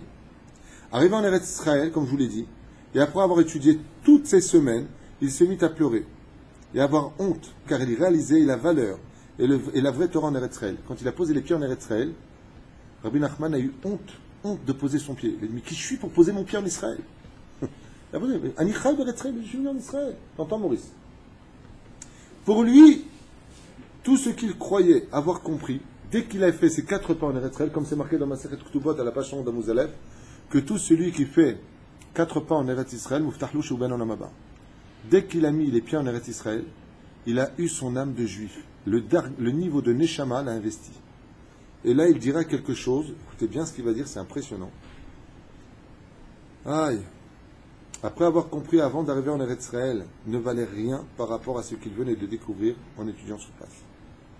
En faisant 4 pas seulement en Eretz Israël, levant les yeux vers le ciel à réviser toute sa Torah, il venait de se rendre compte qu'en un seul instant en Eretz Israël, toute la Torah depuis sa jeunesse qu'il avait appris ne valait absolument rien à côté de ce qu'il venait de découvrir en études grâce à la Gdusha d'Eretz Israël et l'âme qu'il venait de l'investir, le niveau de Neshama qui ne sort jamais d'Eretz Israël. Il avait atteint encore un niveau tellement supérieur qu'il eut honte d'avoir écrit les livres qu'il eut écrits avant et a dit, si j'avais su qu'il existait la Torah et l'esprit d'Eretz Israël, je n'aurais jamais osé écrire quoi que ce soit en Chutz Laaretz, car ce n'est pas du tout la même Torah. La Torah était plus claire, différente et beaucoup plus limpide, car ici on ressentait réellement Dieu, en Eretz Israël. Après cela, il y a encore 2 filles. Évidemment, combien de filles il a eu? 5 filles. Il voyageait de plus en plus, et il avait de plus en plus de fidèles, qui venaient, qui le suivaient, écoutaient sa Torah, dont un qui était l'élève de qui? Descendant de qui? Du Gaon de Vilna, qu'on appelait les Lituaniens, les Mitnagdim, les anti-Chassidim.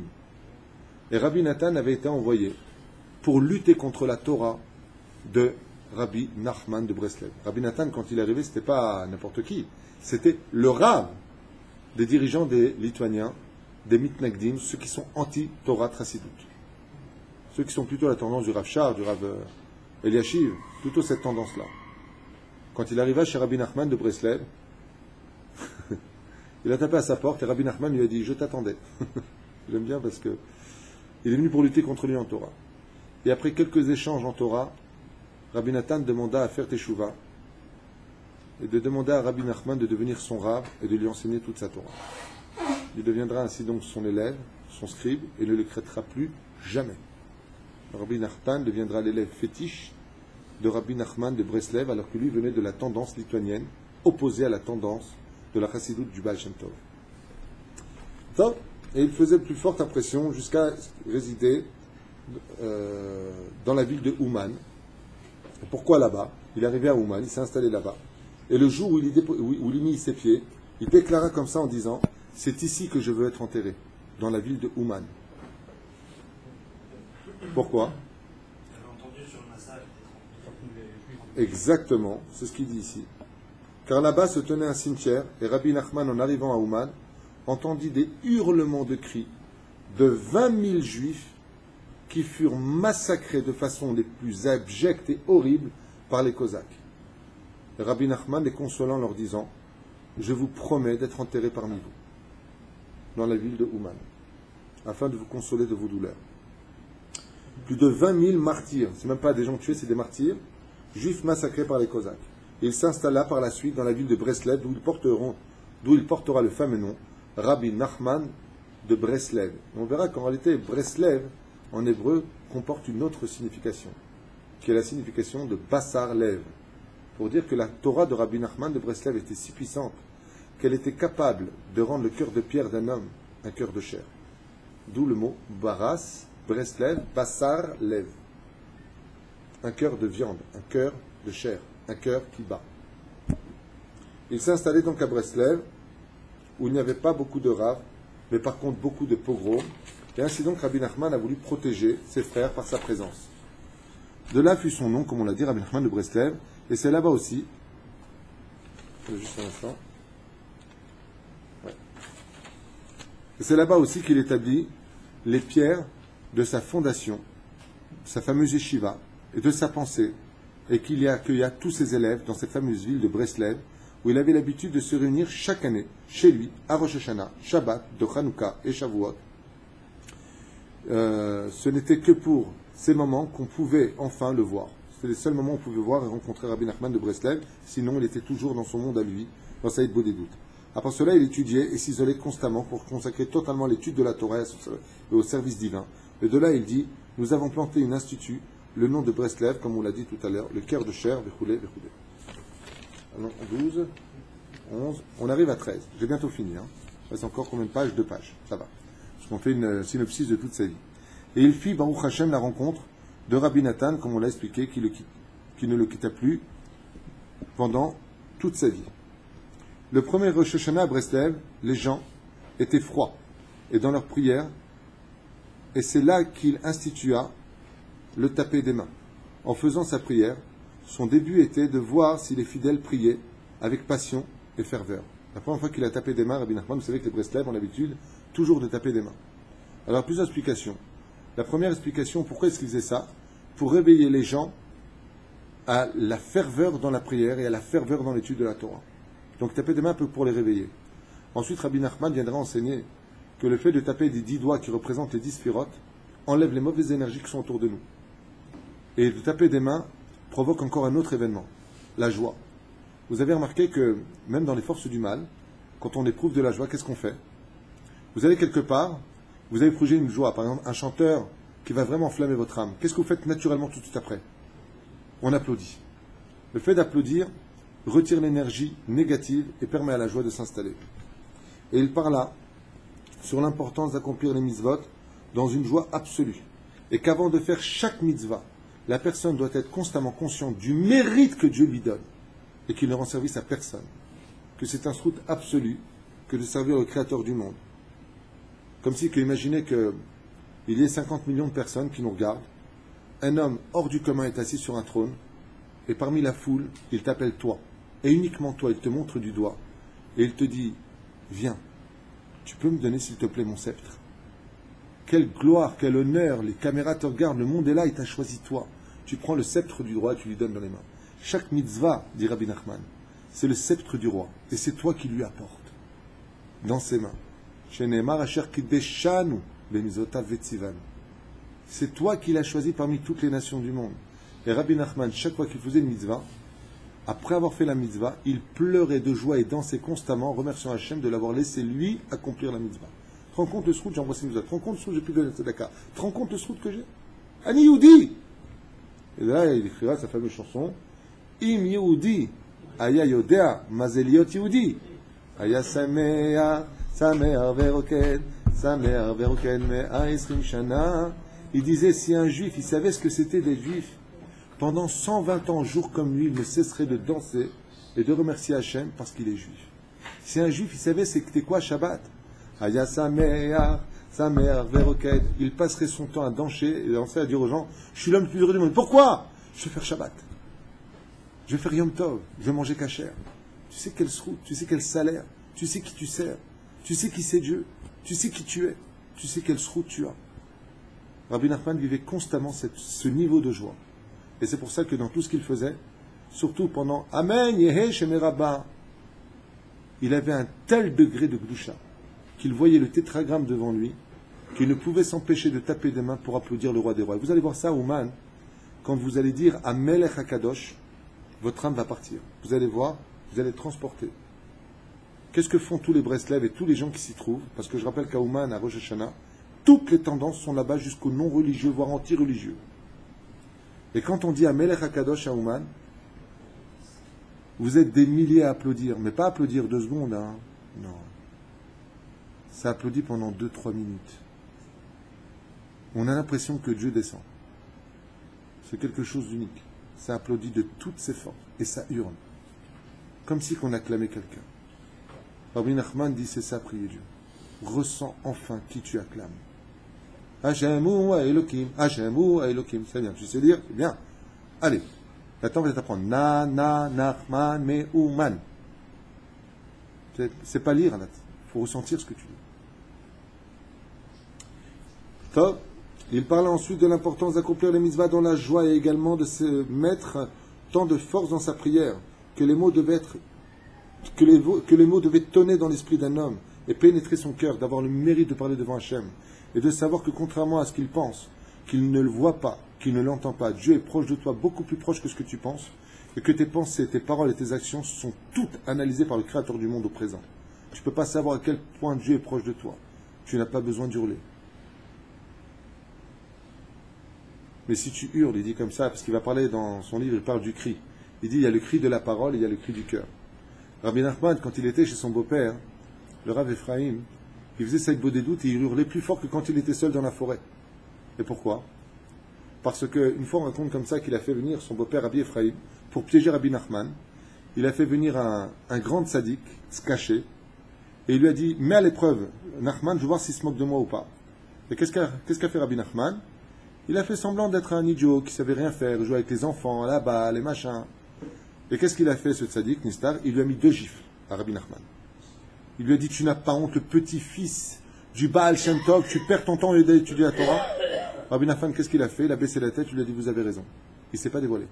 Quand ce tzaddik est parti, 2 jours plus tard, en pleine calèche, il a entendu des hurlements qui venaient de la forêt. Et il voyait un faisceau de lumière qui montait d'un centre précis vers le ciel. Qu'est-ce qu'il a fait? Il a dit à son cocher, arrête! Il y a Moshe Rabbeinu qui est là-bas, il y a quelqu'un de très grand qui est en train de prier. Il a couru vers la direction, et il a vu un jeune homme, avec ses tefilines et son talit sur la tête, qui hurlait de toute son âme au Créateur du monde avec un feu qui entourait tout le tour, et qui montait comme une colonne devant le Créateur du monde. Quand il a vu que c'était Rabbi Nachman de Breslev, il s'en est voulu, s'est giflé, s'est jeté à ses pieds, il lui a demandé pardon. Rabbi Nachman, il lui a dit, tu n'as rien vu, tu ne sais rien, pars en paix. Après cet événement, Rabbi Nachman a dit, il existe 2 cris. Quand je ne pouvais pas me dévoiler, mon cœur hurlait de toutes ses forces. Et quand je pouvais être tranquille dans la forêt, loin de tous, ma bouche hurlait de toutes ses forces. Car le cœur et la bouche ont les mêmes formes. Les 2 s'expriment avec des battements. La parole et le battement du cœur. Top. Ensuite, après s'être élevé à de très hauts niveaux, il arriva vers des mondes. Alors je voudrais un peu vous expliquer comment ça se passe. Il y a plusieurs mondes. Et dans la Torah, il y a la lettre de Bereshit qui commence le début de la Torah. Mais avant la lettre Bet, il y a la lettre du Aleph. Rabbi Nachman est le seul tzaddik de l'histoire à être passé de l'autre côté du Bet. Et de l'autre côté du Bet, on arrive à quoi? À la lettre Aleph. La lettre Aleph est ce qui précède la création du monde. C'est la tête de l'année juive par lequel tout le Sefer Torah va passer. Quand il arrivera à ce degré-là, Akadosh Baruch Hu va tendre une clé qu'il n'avait jamais tendu à un homme avant cela. Il va lui dire, puisque tu es arrivé jusqu'à moi, je te donne la clé de Rosh Hashanah. Et il repartira avec la clé de Rosh Hashanah et un autre cadeau que je vous ai dit tout à l'heure, un code secret qui ne fut jamais dévoilé avant lui, qui s'appelle le Tikkun HaKlali, la réparation de la brite. Et vous allez voir pourquoi. Il dit que la tristesse et la dépression découlent de la tentation sexuelle. Rabbi Nachman viendra enseigner que le fait de regarder la nudité des femmes, de regarder la beauté des femmes et de constamment courir derrière, place chez l'homme une klipat noga, une écorce qui le rendra triste quoi qu'il est sur terre. Tu peux lui donner la plus belle des femmes comme épouse, les plus beaux enfants, la plus belle maison, la plus belle voiture, la plus belle mascorette, la plus belle parnassa. Il aura toujours une chose en lui qui manquera, quelque chose qui le rendra triste. C'est parce qu'il regarde les femmes. Et il disait, la tentation sexuelle apporte tous les malheurs dans le monde. Il faut qu'un homme se travaille profondément dessus. Et la principale épreuve de l'homme, dans ce monde, révèle du domaine de la sexualité. Si tu répares Sfirat HaYesod, si tu répares la Brit Mila, sur cela, quoi que tu sois et quoi que tu aies sur terre, même si les pires malheurs s'abattent sur toi, tu seras toujours heureux. Comme Yosef Hatzadik, qui même jeté 12 ans en prison, 10 plus 2 ans, n'a jamais perdu le sourire. Et pourquoi? Parce que quand la Brit est propre, l'âme est propre. Et quand l'âme est propre, elle est toujours heureuse. C'est ce qu'il enseignera. Il révélera l'ordre donc des 10 psaumes que le Créateur du monde lui donne à lui-même. Il composa d'ailleurs le Tikkun HaKlali, le remède absolu pour les pollutions nocturnes. Et les psaumes ont le pouvoir de rectifier tous ces dommages, car le mot Teilim a la même gematria que la reine des démons qui s'investit du Zera, Lilith, qui est son nom, a la même gematria que le mot Teilim. Il y avait un code qui se trouvait l'un dans l'autre. En ajoutant que le chiffre 5, bien entendu, des 5 lettres du mot Teilim se rajoutant, faisait la même gematria que Eli, Elité. Et il commença à être de plus en plus faible et fatigué. À force d'avoir étudié jour comme nuit, sans pratiquement jamais dormir, très peu manger et très peu boire. Un vendredi, soir du 4 mai, un incendie se propagea dans toute la ville, et Rabbeinu comprit qu'il fallait partir.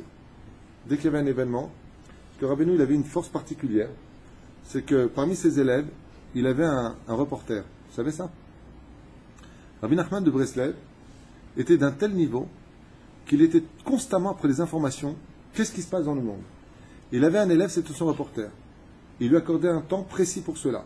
Dès qu'il venait, il lui disait « Ah, Jonathan, tu es là ?» Je ne sais pas comment il s'appelle, je peux Jonathan parce qu'il est en face de moi. « Qu'est-ce que tu as entendu dans le monde ?» Il lui dit « Les Prusses ont traversé la frontière.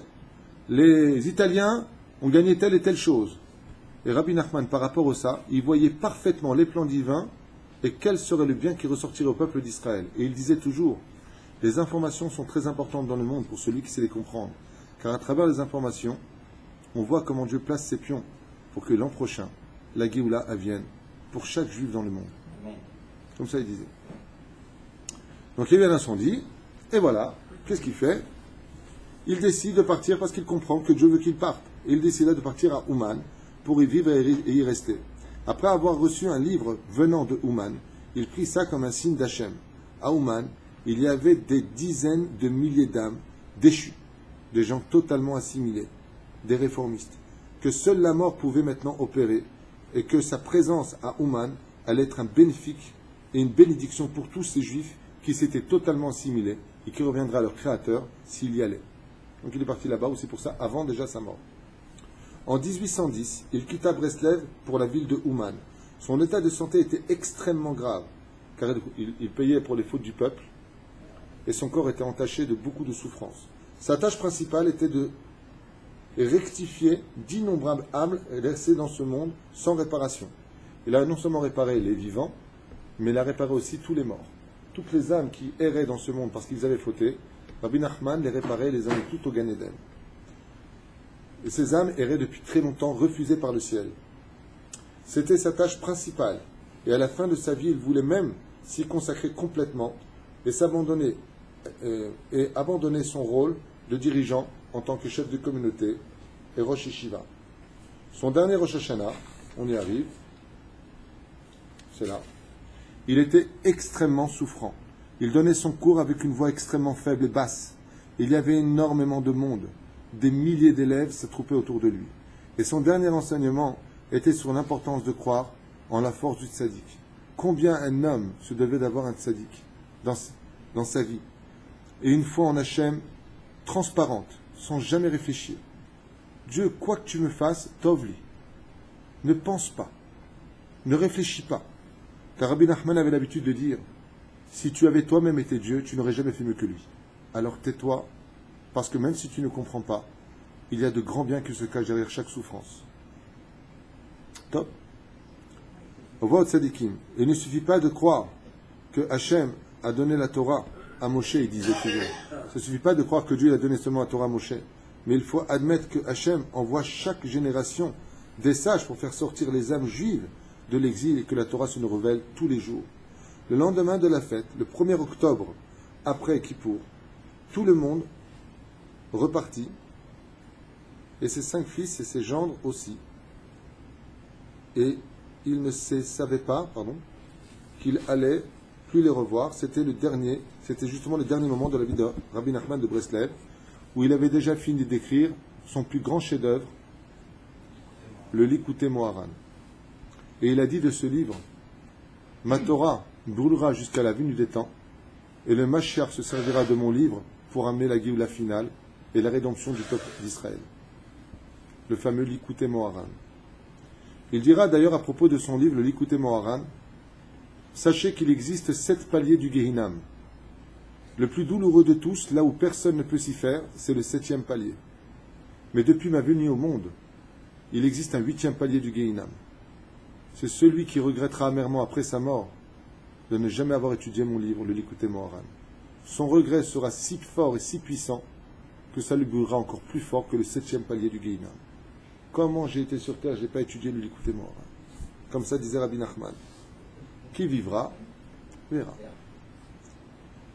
Tov, il renvoie avec Rabbi Nathan son dernier cours sur Rosh Hashanah, et il le composa du fameux Nachman Meuman, c'est lui qui l'enseigna, et il voulait pas, et il refusa de voir un médecin. Il allait donc de plus en plus mal, et il demanda de prendre tous ses écrits et de les brûler.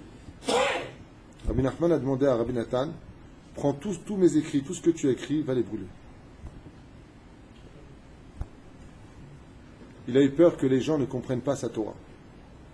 C'est comme si que je t'offre un diamant, et le mec il croit que c'est un caillou. Il a dit, si je fais ça, ça peut être un kitroug. Alors va les brûler. Et une partie des livres de Rabbi Nachman restera. Ce qu'on a, c'est une partie.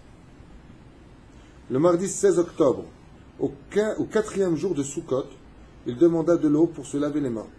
Et à 3 heures de l'après-midi, il rendit son âme au Créateur dans une pureté et une lumière intense qui envahit toute la maison.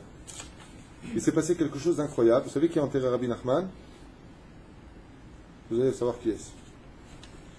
Il mourut d'une mort sereine, son visage était lisse et rempli d'une énorme lumière pour la paracha de Vezot Aberacha. C'est là qu'il est parti.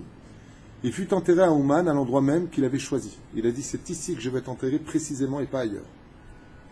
Les responsables et fossoyeurs, la Chevra Kadisha, raconta à propos de son enterrement qu'ils eurent subi un événement qu'ils n'ont jamais connu avant et qu'ils ne connaîtront jamais plus tard. C'est qu'en voulant prendre le corps de Rabbi Nachman de Breslev, ils fussent tous très aveuglés par une lumière qui fut très très puissante et qui les laissa figés. Quand sa lumière partit, le corps de Rabbi Nachman était déjà sous terre. Il n'a pas été touché par la Chevra Kadisha, mais par Dieu lui-même. C'est ce que Rabbi Nachman raconte, c'est la Chevra Kadisha qui raconte que c'est une lumière venue de nulle part, intense, qui les a laissés figés, qui a pris le corps de Rabbi Nachman qui l'a mis sous terre. Personne n'a pu le toucher. À ce point-là. Ça, c'est la Chevra Kadisha d'Ouman qui raconte. La Chevra Kadisha était stupéfaite d'une telle lumière surnaturelle, comme ils l'ont dit, quelque chose venu d'un autre monde. Et ébloui de le voir, quand ils cherchèrent le cœur de Rabbi Nachman, ils se rendirent compte qu'il était déjà sous terre. T'as entendu, Maurice? Le corps saint reposait déjà en terre, et personne ne comprit et ne sut qui l'enterra. La mission de Rabbi Nachman sur cette terre fut d'enseigner à l'homme peut toujours revenir à Dieu et que le désespoir, ça a été ses dernières phrases, le désespoir n'existe absolument pas. Comme le dit la Gemara, même si un homme a un couteau sous sa gorge, qu'il ne désespère pas, Il suffit simplement qu'un homme se rappelle que Dieu l'aime comme un père et que lui doit se comporter donc comme un fils et appeler son père Abba. Abba, aide-moi. Il n'y a pas de désespoir. Le désespoir n'existe pas et il ne cessait de le répéter. Il n'y a pas de désespoir dans ce monde, car Dieu pardonne toujours à celui qui est sincère et qui revient vers lui. Il est parti exactement le 18 Tishrei Réchit, mois de la création, le 18 Otiot Chai, celui qui réussit à refaire vivre la création du monde, Chai Tishrei, vie, Chai, de la création du monde. Kivyachol Rabbi Nachman de Breslev a relancé les comptes à rebours de la création du monde grâce à la Torah qu'il a dévoilée et le tikkun qu'il fit pour tous les vivants et jusqu'à la fin des temps. Il ramènera et dira que tout le monde doit être chez lui et comme il l'avait prévu, il écrira « Sachez mes chers amis qu'à la fin des temps vous reviendrez tous vers moi » dit Rabbi Nachman de Breslev, et ne vous étonnez pas de voir les plus grands de vos générations vous interdire de venir chez moi. Et il dira, je répète ces mots et pas les miens, et il dira, ces grands en Torah sont de grandes tzadikim, mais leurs conseils viennent des forces du mal, comme pour le jour de ma venue au monde où dans le ciel le Satan avait dit, laissez-le descendre, je m'en prendrai chez les grands, les rendrai flous, les grands de la Torah, qui vous diront, on ne sort pas d'Eretz Israël, on ne va pas à Ouman, on ne va pas faire ceci et cela. Et Rabbi Nachman dira, écoutez-les pour les renseignements, mais pour ça, surtout ne les écoutez pas. C'est l'avis de Rabbi Nachman de Breslev, en synopsis, en concentré. Je remercie beaucoup mon épouse qui a trimé jusqu'à 3-4 heures du matin à écrire toutes ces feuilles, me faisant des titres. Et je demande pardon à Rabbi Nachman, si en vous ayant parlé de lui, de sa biographie un tant soit peu raccourcie, parce qu'il y a beaucoup de choses à dire, beaucoup de miracles qu'on n'a pas cités, si j'ai froissé son nom ou son image, Mechila ou Slicha, mais mes intentions étaient vraiment pures, il est ratson que son mérite nous protège. Et je finirai une fois de plus par le dire et le répéter avec deux images. La première, c'est la mienne. J'en profite pour rendre hommage à Rabbi Nachman, puisque tous ceux qui m'ont permis de créer ce que j'ai pu créer dans le monde de la Torah, j'ai dois à deux personnes que j'ai rencontrées les 2 fois où je suis allé à Ouman. C'est là-bas que je les ai rencontrées. J'avais demandé à Hachem de me trouver l'opportunité de faire grandir le nom de Dieu et la Torah. C'est là-bas que je les ai connus. On était dans la même chambre et ses amis m'ont permis financièrement de pouvoir créer ce Beth Midrash tout au début. J'ai demandé des choses que j'ai eues dans l'année et je rappellerai à certaines personnes que la première fois que je suis allé à Ouman, je n'y croyais pas du tout que Dieu me pardonne, que Rabbi Nachman me pardonne. J'y étais allé pour tout le monde, sauf pour lui, parce qu'on m'avait promis d'aller sur la tombe de Rabbi Yitzhak de Berdichev, qui était mon rav symbolique à l'époque quand j'avais fait Tchouva. Et je n'y étais allé que pour lui. C'est dans les derniers moments que j'ai ressenti quelque chose que je n'avais jamais ressenti nulle part ailleurs. Comme une espèce de... Quelqu'un qui m'a dit au niveau de mon âme, les portes du bus se fermaient, Ken. Bien si. C'est ce que j'ai ressenti. Alors j'ai demandé au Nahag d'ouvrir les portes. Open the door. Je suis descendu, j'ai pleuré pendant une demi-heure. Tout le monde m'attendait dans le bus. Toute la communauté qui m'avait demandé de venir. Et j'avais dit à Rabbi Nachman, si vraiment tout ce qui avait été marqué est vrai, je te demande pardon. Mais accorde-moi tout ce que je t'ai demandé parce que c'était les Shem Shamaïm. Et bien, mettre point par point, chacune de mes demandes a été exaucée. Alors que dans des circonstances différentes, et sur le tombeau de bien d'autres tzadikim, walou. Alors pourquoi aller à Ouman, plus que d'aller au Kotel, ou chez Rabbi Shimon Bar Yochai, ou le Ari Akadosh Asfat, ne sont-ils pas des grands eux aussi? La réponse est très simple. C'est un beau machal que m'avait cité mon frère Sami, Hashem Shur Hayou, qui a dit il est mal d'avoir domé, à quoi ça ressemble. D'ailleurs, mon frère Sami part cette année, si Dieu veut. Il a le mérite, comme il dit, j'y vais pas, hein. Rabbi Nachman m'appelle. Un jour, un homme est rentré dans une ville pour demander de la tzedaka, dans une ville de riches. Il a demandé la maison. Vous connaissez le fameux Nachman, un homme très très riche? Il m'a dit pourquoi vous allez au bout de la ville? Au bout de la ville, c'est très très loin. Pas la peine. Regardez, vous avez ici la maison de Rothschild, la maison d'un tel, la maison d'un tel. Et la personne a répondu oui, mais eux, ils m'ont rien promis. Par contre, le multimilliardaire Nachman, lui m'a dit si tu viens chez moi, je te répare. Je te ferai un gros chèque. Alors on ne va pas à Ouman parce que les autres vont plus souvent, on n'est pas pour des compétitions. Mais Rabbi Nachman a dit tout celui qui vient à Ouman, je le répare au niveau de la Brit Mila. Et même s'il va au fin fond du Gehinam, je le promets, de faire tout ce que je pourrais pour le remonter de là-bas, le réparer, nettoyer son âme, comme je l'ai fait de mon vivant. Ça, personne ne nous l'a promis, même pas le Kotel. Que Rabbi Nachman, c'est pas de l'Avodazara, chas v'shalom. C'est un serviteur de Dieu, mais un serviteur particulièrement aimé du Créateur. Shiniske Bezrat Hashem, de chanter Ashrenu Matov Chalkenu Shizachenu Leyagia, les Rabbenu. Kol Tov.